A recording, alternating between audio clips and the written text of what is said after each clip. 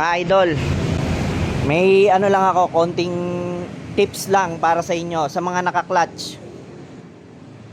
Lalo na sa barako, yan. Number 1. Mapapansin nyo, pagka umaga or unang bukas, pagbukas nyo, on, pina-start nyo. Pina-start natin yung motor natin.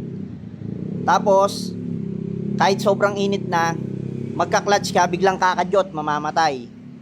Tapos, pa-startin mo na naman, tsaka lang aandar pag inulit mo. Ang tips lang doon para hindi gumanon mga idol, bago nyo paandarin yung, bago kayo lumarga, ganto-gantoin nyo muna yung clutch. Para yung clutch lining, mapasukan ng langis. Kasi wala pang langis yun eh, nabibigla yung ano eh, yung clutch lining. Ganto-gantoin nyo muna yan. Kahit hindi pa mainit yung makina, pwede nyo nang paandarin basta nakaganon-ganon. Alam ko naman na may mga ganon na nakakaranas, merong hindi ganon na nakakaranas. Yung mga nakakaranas lang, mapapansin nyo yung ganon-ganonin nyo muna yung clutch. Kahit hindi mainit, pwede ka na agad tumakbo.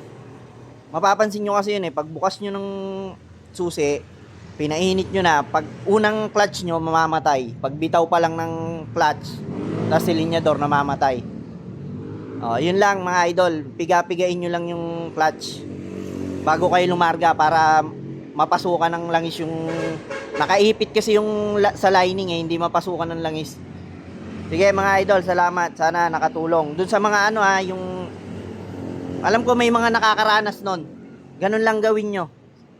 Salamat idol, ride safe sa inyong lahat.